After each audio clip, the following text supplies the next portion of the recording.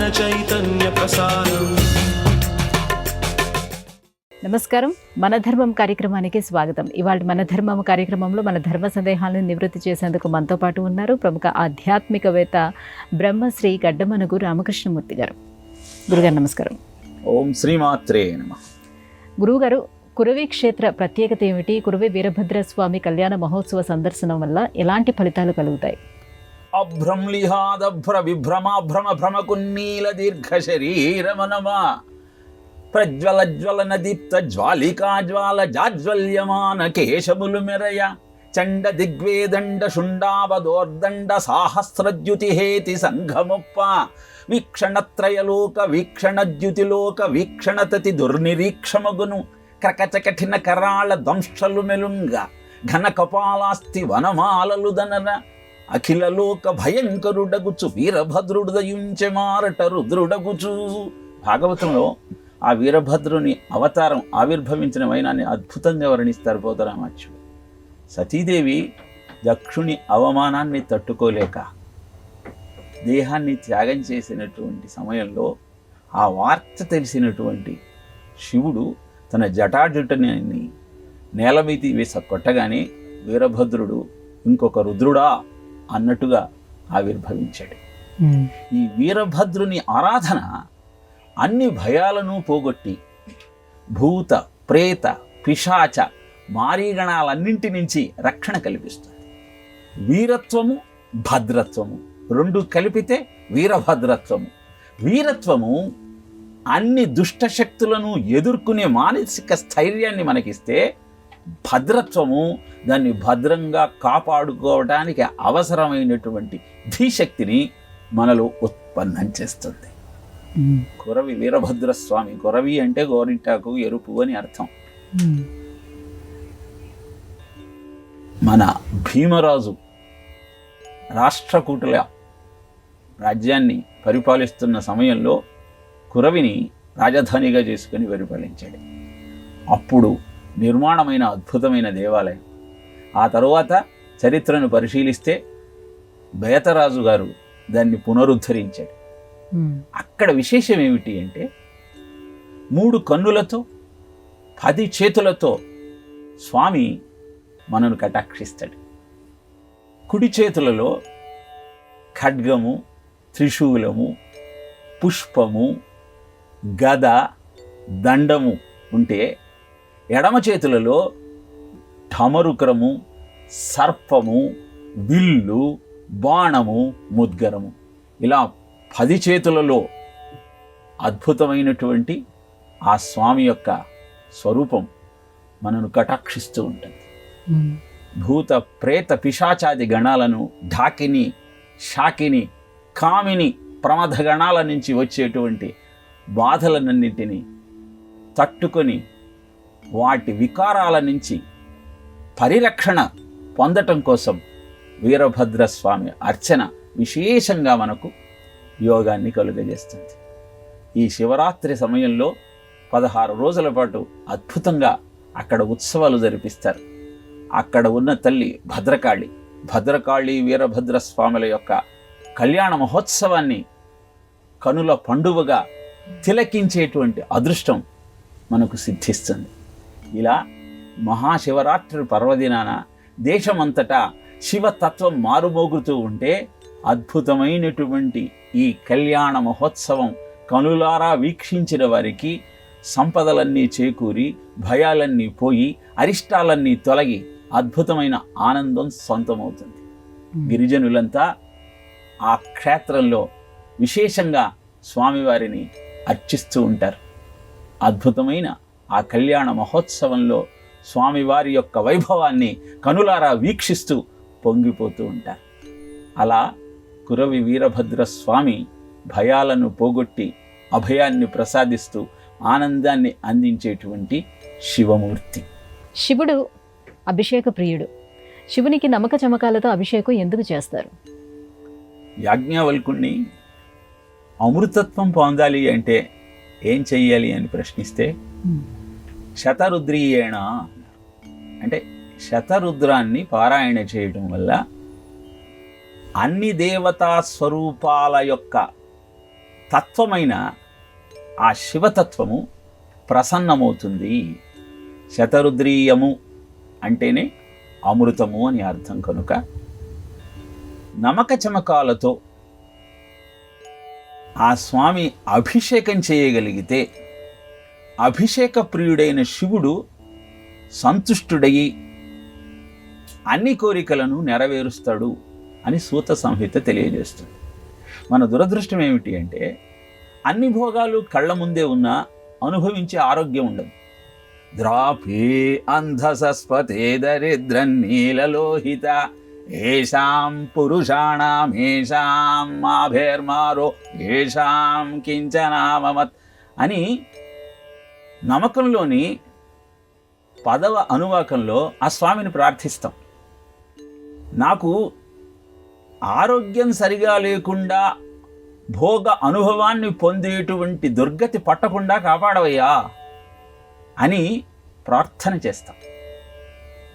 ఇలా క్షిప్రప్రసాది అయినటువంటి ఆ స్వామిని ప్రసన్నం చేసుకోవటానికి నమక చమకాలు అద్భుతమైన సాధనాలు. యజుర్వేదంలో తెలియజేయబడినటువంటి ఈ విజ్ఞానాన్ని ఆశ్రయించి అనుష్ఠానంగా మార్చుకోగలిగితే అద్భుతాలను ఆవిష్కరించవచ్చు.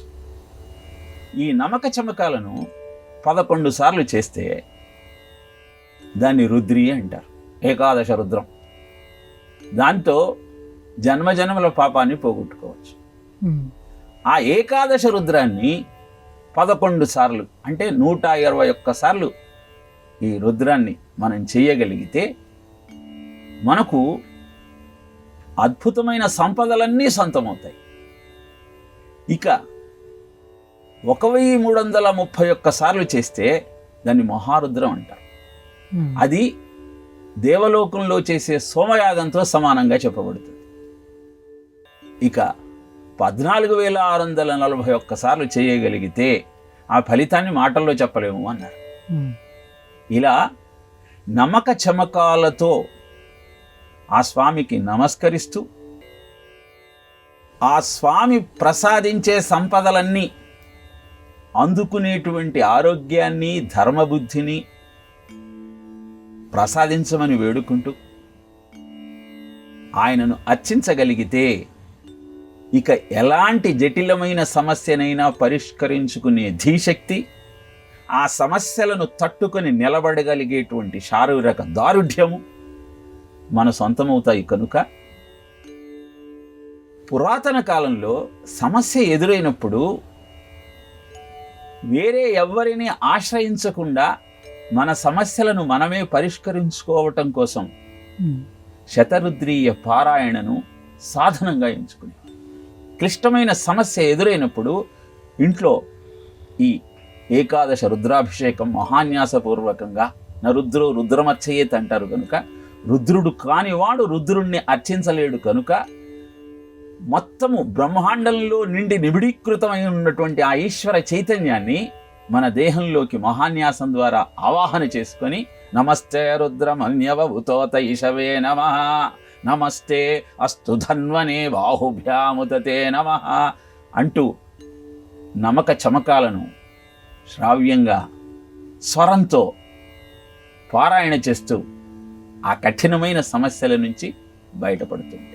గురువుగారు, మరి ప్రతి నెల మాస శివరాత్రి వస్తుంది, కానీ మాఘమాసంలో వచ్చే మహాశివరాత్రి నాడే విశేషంగా శివారాధన చేయడంలో అంతరార్థం ఏమిటి? మాఘమాసము పవిత్రమైన మాసం. సూర్యశక్తి ప్రజలకు అందుబాటులోకి వచ్చే అద్భుతమైన ముహూర్తం. అందుకే మాఘ స్నానానికి విశేషమైన ప్రాధాన్యత ఉంటుంది. స్నానం చేసిన తరువాత జపము, తపము, ధ్యానము ఇవి మన మానసిక స్థితిని మెరుగుపరిచే సాధనాలు. ప్రతి నెలలో త్రయోదశితో కూడిన చతుర్దశి మాస శివరాత్రి. ఆ రోజు స్వామిని అర్చిస్తాం. మాఘమాసంలో ఆ పాతాళ నభస్థలంత భువన బ్రహ్మాండమవిస్ఫురత్ జ్యోతిస్ఫాటికలింగమౌళి విల్లసత్పూర్ణేందువాంతామృతై అస్తోకాప్లుతమేకమీశమనిశం రుద్రానువాకాంజపన్ ధ్యాయే దీప్సిత సిద్ధయే ధ్రువపదం విప్రోభిషించే శివం. బ్రహ్మ విష్ణువుల మధ్య వచ్చిన అహంకార సంభాషణను అరికట్టడం కోసం ఆ సదాశివుడే తేజోస్తంభంగా వారి ముందు ప్రత్యక్షమైనటువంటి అద్భుతమైన ముహూర్తమే మహాశివరాత్రి, మాఘమాసంలో వచ్చే మాస శివరాత్రి. ఆ రోజు వారిద్దరి యొక్క అహంకారాన్ని అరికట్టడం కోసం వారికి పరీక్ష పెట్టాడు. నా తుదిని కానీ మొదలను కానీ కనుక్కోమన్నాడు. శ్రీ మహావిష్ణువు వరాహ వాహనాన్ని ఎక్కి అధోముఖంగా భూమిని తొలుచుకుంటూ వెళితే, బ్రహ్మదేవుడు ఊర్ధ్వముఖంగా అంశవాహనాన్ని ఎక్కి బయలుదేరాడు. శ్రీ మహావిష్ణువు తన అసహాయతను తెలియజేస్తే బ్రహ్మదేవుడు కూటసాక్ష్యం ద్వారా గెలవాలనుకున్నాడు. అనంతరం శ్రీ మహావిష్ణువుకు సకల సౌభాగ్యాలను అందజేసి స్థితికారకుడిగా ఆయనను కటాక్షిస్తే బ్రహ్మదేవుణ్ణి శపించి పూజార్హత లేకుండా చేశాడు. ఈ కథ మనకు చెప్పే విషయం ఏమిటి అంటే, ప్రతినిత్యము మనము మన గత జ్ఞాపకాలతో తవ్వుకుంటూ గతంలోకి వెళ్ళే ప్రయత్నం చేస్తాం, లేదా ఊహా సౌధాలను నిర్మించుకుంటూ భవిష్యత్తులోకి ప్రయాణం చేస్తాం. కానీ వర్తమానంలో మనం ఏం చేయాలో, మన ధర్మం ఏమిటో మనం గుర్తించే ప్రయత్నం చేయాలి. అందుకే గతాన్ని విడిచి భవిష్యత్తును పక్కకు పెట్టి వర్తమానంలో ఆచరించాల్సిన ధర్మాన్ని ఆచరించగలిగితే అదే భవిష్యత్తును నందనవనంగా మార్చే సాధనమని చెప్పే అద్భుతమైన గాథ. అందుకే అనంతరము వారికి జ్ఞానోదయం చేసిన తరువాత శివుడు పార్వతీదేవితో సహా ఆ అద్భుతమైన తేజోలింగం నుంచి బయటికి వచ్చి శివపార్వతుల కళ్యాణానికి శ్రీకారం చుట్టాడు. ఎప్పుడైతే మన ఆలోచన ఈ విధంగా మారుతుందో, past is history, future is mystery, present is a present. గతమంతా శవం లాంటిది, దానికి ఉనికి లేదు. భవిష్యత్ ఏమిటో మనకు తెలియదు. కావలసింది వర్తమానం. వర్తమానంలో ధర్మాచరణతో ముందుకు కొనసాగినప్పుడే శివపార్వతుల కళ్యాణం జరుగుతుంది, జీవితం శివమయమవుతుంది, మంగళాలన్నీ మన సొంతమవుతాయి అని చెప్పే అద్భుతమైన ముహూర్తమే శివరాత్రి. కనుక శివరాత్రి నాడు విశేషంగా మనం జాగరణ, ఉపవాసము, అభిషేకము ఇవన్నీ చేస్తూ శివనామ స్మరణతో మన జీవితాన్ని ధన్యం చేసుకునే ప్రయత్నం చేస్తాం. గురుగారు, మహాశివరాత్రి సందర్భంగా వివిధ ప్రాంతాల్లో జాతరలు అయితే జరుగుతూ ఉంటాయి. ఈ నేపథ్యంలో ఏడుపాయల జాతర జరుపుకోవటంలో రహస్యం ఏమిటి? ఏడుపాయల జాతర ఒక అద్భుతమైన పురాణ ఐహిత్యానికి నిదర్శనంగా నిలుస్తుంది. భాగవతంలో పరీక్షిన్ మహారాజు తపస్సు చేసుకుంటున్నటువంటి శమీకుడి మెడలో చచ్చిన పామును వేస్తాడు. ఓడక వింటి కోపమున్న మహోరగమున్గొని వచ్చి మారుబాటాడక ఉన్న మజ్జనకుని అంశతలంబుబై పెట్టి దుర్మద క్రీడ చరించు హరకేశవులడ్డిననైన చచునో ఎడవనాడు తక్షక విషానల హేతి సంహతిన్ అని శపిస్తాడు శమీకుని కుమారుడైన శృంగి. ఆ కారణంగా తక్షకుని పాము కాటుకు గురి అయి మరణిస్తాడు పరీక్షిత్తు. ఈ విషయము ఆయన కొడుకైన జనమేజయుడికి విపరీతమైన ఆగ్రహాన్ని కలిగించి సర్పయాగం ప్రారంభిస్తాడు. ఆ సర్పయాగంలో ఎక్కడెక్కడి పాములు వచ్చి ఆహుతి అయి ప్రాణాలు వదిలేస్తూ ఉంటాయి.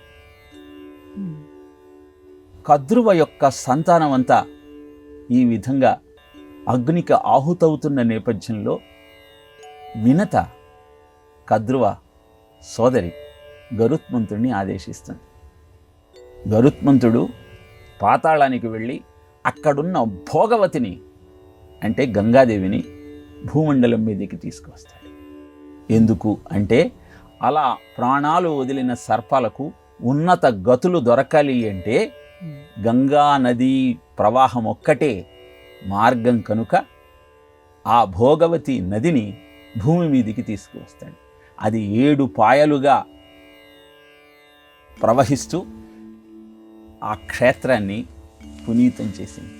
అక్కడ వెలసిన అమ్మవారి యొక్క దర్శనము అద్భుతాలను ఆవిష్కరిస్తుంది.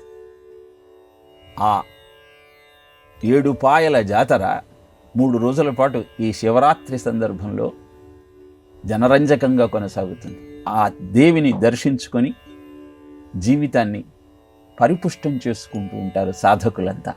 ఆ ప్రవాహంలో స్నానం చేసి ఆ తల్లిని దర్శించి అయ్యగిరి నందిని నందితమేదిని విశ్వ వినోదిని నందినుతే గిరివర వింధ్య శిరోధిని వాసిని విష్ణు విలాసిని జిష్ణునుతే భగవతి హేషితి కంఠ కుటుంబిని భూరి కుటుంబిని భూరినుతే జయ జయ హే మహిషాసురమర్దిని రమ్యకపర్దిని శైలసుతే అంటూ ఆ వనదుర్గను అర్చించగలిగితే అద్భుతమైన ఆనందం మన సొంతం. గురుగారు, వివిధ దేవతల స్తోత్రాలలో కవచాలకు ఎంతో ప్రాధాన్యం ఉంది. ఈ నేపథ్యంలో శివకవచ పఠనము అలాగే శ్రవణం ఎలాంటి ప్రయోజనాన్ని మనకు కలుగజేస్తుంది?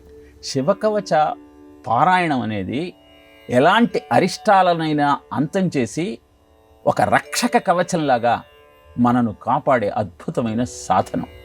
వింటుంటూనే నరాలన్నీ నిక్కబడుచుకుంటూ ఉంటాయి, రోమాంచితమవుతూ ఉంటుంది. ఓం నమస్తే సదాశివాయ సకల తత్వ విదూరాయ సకల లోకైక కర్త్రే సకల లోకైక సంవర్త్రే సకల నిగమ గుహ్యాయ సకల దురితార్తి భంజనాయ సకల జగదభయంకరాయ శశాంక శేఖరాయ శాశ్వత నిజావాసాయ నిజావాసాయ నిరామయాయ నిరాటంకాయ నిష్కళంకాయ నిష్ప్రపంచాయ నిర్మమాయ నిరుపమ విభవాయ నిత్య శుద్ధ బుద్ధ పరిపూర్ణ సచ్చిదానందాద్వైత పరమ ప్రకాశాయ పరమశాంత ప్రకాశాయ తేజోరూపాయ తేజోమయాయ తేజోధిపతయే జయ జయ జయ రుద్ర మహారుద్ర మహారౌద్ర వీర భద్రావతార మహాభైరవ కాలభైరవ కల్పాంత భైరవ కపాలమాలాధర ఖట్వాంగ ఖడ్గ చర్మ పరశుపాశాంకుచ ఢమరుక మృగ శూల చాప బాణ గదా శక్తి డిండివాల తోమల ముసల ముసండ ముద్గరి ప్రాస పరిగ పట్టిక్క శతుగ్ని చక్కరాబ్జాయుధ భీకర కరసస్త్రదంష్ట కరాళవదన వికటాట్టహాస విస్ఫాటిత బ్రహ్మాండ మండల నాగేంద్రహార నాగేంద్రవలయ నాగేంద్ర చర్మ కార మురుడ మృత్యుంజయ త్రయంబక త్రిపురాంతక విశ్వేశ్వర వృషవాహన విషద్భూషణ సర్వతోముఖమాం రక్ష రక్ష జ్వల జ్వల ప్రజ్వల ప్రజ్వల మమ మృత్యు మపమృత్యు భయం నాశయ నాశయ మమ చోరభయం ఉచ్చాటయోచ్చాటయ శూలేన విదారయ విదారయ కుష్మాండ భూతభేతాళ మారీగణ బ్రహ్మరాక్షసగణాం సంత్రాసయ సంత్రాసయ మాం అభయం కురు అమృత కటాక్ష వీక్షణేన అవలోకయ అవలోకయ శివకవచైన మాం ఆచ్ఛాదయ ఆచ్ఛాదయ శివ భవ రుద్ర నమస్తే నమస్తే నమస్తే నమః అంటూ ఆ శివ కవచాన్ని పారాయణ చేయగలిగితే ఎలాంటి ఉపద్రవం నుంచైనా మనకు రక్షణ లభిస్తుంది. కనుక శివరాత్రి జాగారం చేసి ఉపవాసాన్ని మనం ఉపసంహరిస్తున్న నేపథ్యంలో అద్భుతమైన ఈ శివ స్తోత్రాన్ని శివ కవచాన్ని విన్నా పఠనం చేసిన అద్భుతమైనటువంటి శివ భక్తి ఉత్పొంగి శివ అనుగ్రహం సిద్ధిస్తుంది. తల్లి గురుగారు, మారేడు దళాలతో శివారాధన చేస్తే శివుడు ఎందుకు ప్రసన్నుడవుతాడు? మారేడు దళముల యొక్క ఉత్పత్తి పురాణంలో చెప్పబడింది. పార్వతీదేవి మందరాచలాన్ని అధిరోహిస్తున్న నేపథ్యంలో ఆమె శరీరం నుంచి వచ్చిన స్వేద బిందువులే మారేడు వృక్షంగా అవతరించాయని పురాణం చెబుతుంది. ఆ తల్లి వేరు నార కొమ్మ పండు అన్ని రూపాలలో మారేడు వృక్షంగా అవతరించిన నేపథ్యంలో అర్ధనారీశ్వరుడైన ఆ సదాశివుడు ఎవరైతే మారేడు దళాలతో ఆ స్వామిని అర్చిస్తారో వారు తన అద్భుతమైన సహధర్మచారిణి యొక్క స్మృతిని తనకు కలగజేస్తుంటారు. కనుక ఎంతో సంతోషిస్తాడు. త్రిదళం త్రిగుణాకారం త్రినేత్రంచ త్రియాయుధం త్రిజన్మ పాప సంహారం ఏకబిల్వం శివార్పణం అంటూ 3 జన్మల పాపాన్ని పోగొడుతూ జీవిత పరమార్థాన్ని మనకు తెలియజేసేటువంటి అద్భుతమైన ఆ త్రిశూల ఆకారంలో ఉన్న త్రిదళము సత్వరజస్తమో గుణముల యొక్క సంకేతం. గుణాతీతమై ఆ స్వామి యొక్క సాన్నిహిత్యాన్ని కావాలని సంకల్పించుకునే వారికి కటాక్షాన్ని అందించే అద్భుతమైన సాధనమే మారేడు దళం. బిల్వాణం దర్శనం పుణ్యం స్పర్శనం పాపనాశనం అఘోర పాప సంహారం ఏకబిల్వం శివార్పణం అంటూ దాని దర్శనము స్పర్శనము ఎలాంటి పాపం నుంచైనా మనను సంరక్షిస్తుంది. కనుకనే మారేడు దళము అంటే ఆ స్వామికి అంత ప్రీతి. అంతేకాకుండా మారేడు దళము అగ్నితత్వానికి నిదర్శనం. కనుక ఈ మాఘమాసంలో అగ్నితత్వాన్ని ఆవాహన చేసుకుంటూ అద్భుతాన్ని ఆవిష్కరించాలి అంటే ఆ స్వామి యొక్క కరుణను పొందుతూ ఈ మారేడు దళాలతో ఆయనను అర్చిస్తూ ఆనందంగా ఆరోగ్యంగా అభివృద్ధి పథంలో ముందుకు సాగటం కోసం మారేడు దళాలతో ఆ స్వామికి మారేడు నీవని మారేడు తేన అని మా దొరవి నీవు అని చెప్పి మారేడు దళాలతో నీకు అర్చన చేస్తాను అని మనం ఆ స్వామిని కీర్తించే ప్రయత్నం చేస్తాం. గురుగారు, దండకారణ్యానికి ఆ పేరు ఎలా వచ్చింది? దండకారణ్యం యొక్క ప్రత్యేకత ఏమిటి? దండకారణ్యము కథ ఏదైతే ఆ దండకారణ్యం అన్న పేరు రావటానికి కారణం ఏమిటో మనకు అర్థమవుతే మన జీవితాన్ని ఎలా కొనసాగించాలో మనం తెలుసుకోగలుగుతాం. ఇక్ష్వాకు వంశ రాజుల యొక్క ప్రతిష్ట చాలా గొప్పది. ఆ ఇక్ష్వాకు రాజు కొడుకు దండుడు పరమ దుర్మార్గుడుగా అందరినీ హింసిస్తున్నటువంటి ఆ దండుడిని మార్చటం కోసం ఏం చెయ్యాలో అర్థం కాలేదు ఇక్ష్వాకుడికి. అందుకని వివాహం చేసి రాజ్యభారాన్ని కుమారుడికి అందిస్తే మార్పు వస్తుందని భావించాడు. వివాహం చేశాడు, రాజ్యానికి అధిపతి చేశాడు. అధిపతిగా మారిన తరువాత పత్ని సాన్నిహిత్యంతో ఆమె పట్ల కలిగిన అనురాగం కారణంగా మార్పు వచ్చింది. చక్కగా రాజ్య పరిపాలన చేస్తూ ఉన్నాడు. అలా రాజ్య పరిపాలన చేస్తున్న దండుడు అరణ్యంలోకి వేట కోసం వెళ్ళాడు. వేటాడి అలసిపోయిన తరువాత అరణ్యంలో ఉన్న శుక్రాచార్యుడి ఆశ్రమానికి వెళ్ళాడు. ఆశ్రమంలో శుక్రాచార్యుడు లేడు. ఆయన కూతురు ఉన్నది. ఆమెను చూసి మోహితుడై ఆమెను హింసించాడు. ఇది తెలిసిన శుక్రాచార్యుడు దండుడి రాజ్యం మీద రాళ్ల వర్షం కురిపించాడు ఇంద్రుడి అనుగ్రహంతో. అలా అప్పటిదాకా సస్యశ్యామలమై ఆనందమైన జీవితానికి ఆలవాలమైనటువంటి దండుడి సామ్రాజ్యం చేసిన తప్పు కారణంగా శిథిలమైంది. అనంతర కాలంలో అక్కడ జనసంచారం లేని కారణంగా అది అరణ్యంగా మారింది. దండుడి వలన ఆ అరణ్యం ఏర్పడింది కనుక దాన్ని దండకారణ్యము అని వ్యవహరించటం జరిగింది. ఈ కథ ఎంత అద్భుతమైన జీవనమైనా అధర్మ మార్గాన్ని అవలంబించినట్టయితే శిథిలావస్థకు చేరుకుంటుంది అని చెప్పే అద్భుతమైన ఐహిత్యం. తెలుసుకొని జీవితాన్ని ధర్మ మార్గంలో ముందుకు నడిపించుకుంటూ ఆనందాన్ని అందుకునే ప్రయత్నం చేయాలి. గురుగారు, ఇవాటి మన ధర్మం కార్యక్రమంలో మాకు వచ్చినటువంటి ఈ సందేహాలన్నీ కూడా నివృత్తి చేసినందుకు ధన్యవాదాలండి. కృష్ణార్పణం. ఇది ఇవాటి మన ధర్మం కార్యక్రమం. రేపు మన ధర్మం కార్యక్రమంలో మళ్ళీ కలుసుకుందాం. నమస్కారం. ఈ కార్యక్రమాన్ని తిరిగి చూడాలనుకుంటే www.youtube.com/ETV Life Spiritual లో చూడవచ్చు.